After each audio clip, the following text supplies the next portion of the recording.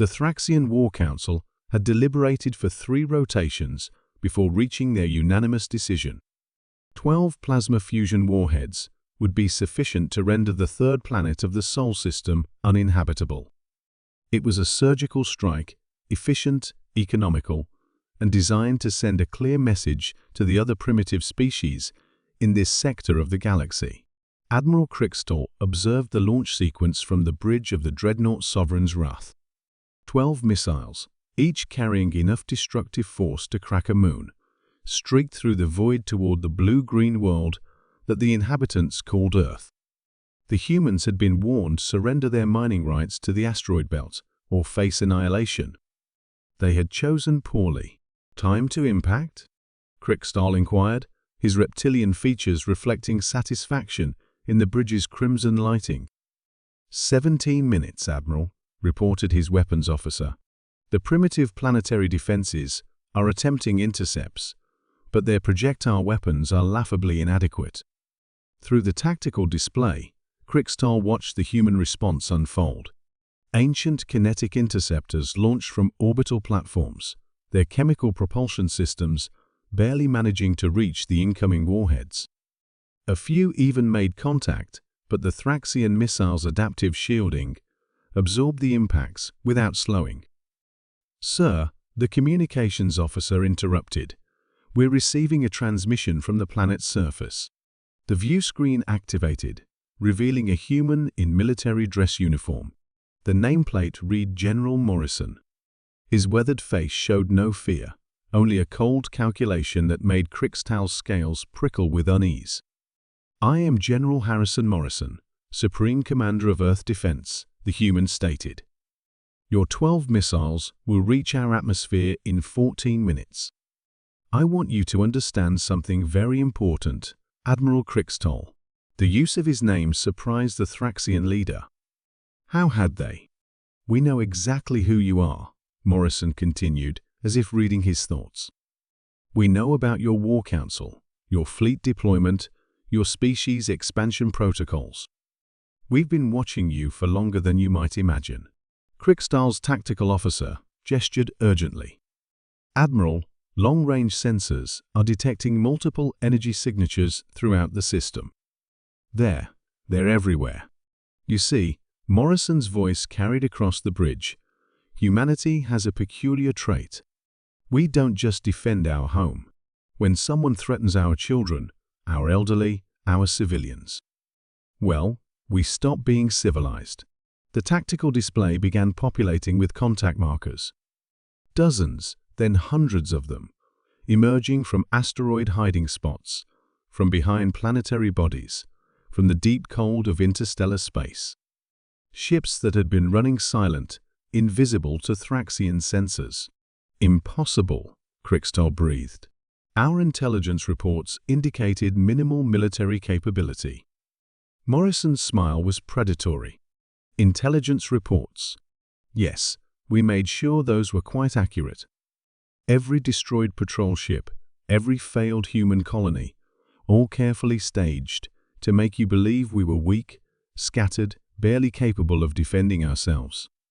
The first wave of human vessels came into visual range. These weren't the crude chemical propulsion craft the Thraxians expected. Sleek predators with dark hulls and no visible weapons ports moved through space with the fluid grace of born hunters. "You fired 12 missiles at our home," Morrison continued. 12 missiles aimed at 4 billion human beings, including my granddaughter's school in New Geneva. So let me tell you what's about to happen. Kriegstall's sensor officer's voice cracked with panic. "Admiral, I'm counting over 3,000 human vessels. And they're not showing up on conventional scans. Some kind of stealth technology we've never encountered." "Stealth is such a crude word," Morrison mused. "We prefer hunting adaptation. You see, Admiral, while you've been conquering poorly defended agricultural worlds and mining colonies, we've been studying you. Every Thraxian ship that disappeared in the outer systems, we took it apart, piece by piece, learning your technology, your tactics, your weaknesses. The human fleet began to spread out, forming a perfect encirclement around the Thraxian task force. Ships that should have taken hours to reach attack positions moved with impossible coordination, as if guided by a single mind. "Your species thinks in terms of conquest and submission," Morrison said.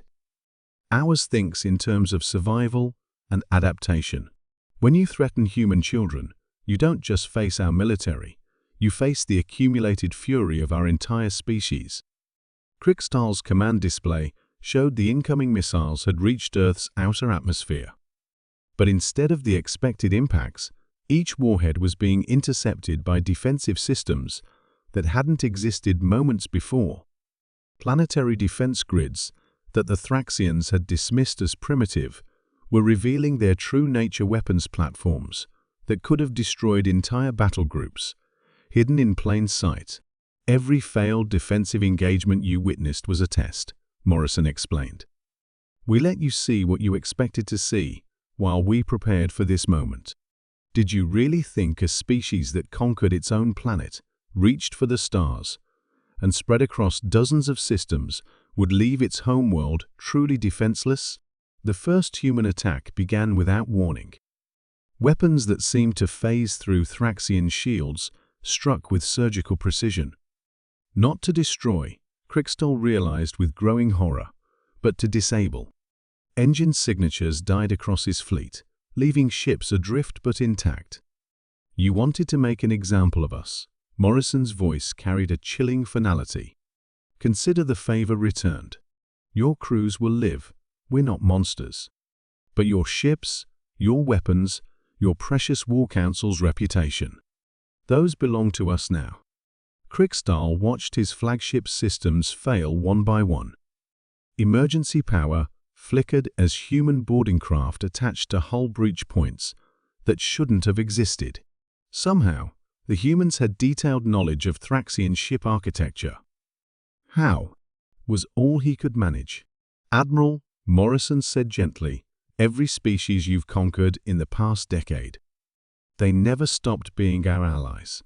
Every piece of intelligence your forces gathered, every tactical report you filed, it all came straight to us. The galaxy isn't as empty as you thought, and humanity isn't as alone." Through the viewports, Kriegstahl could see human ships methodically capturing each Thraxian vessel. Advanced tractor technology held them in place while specialized craft moved to dock.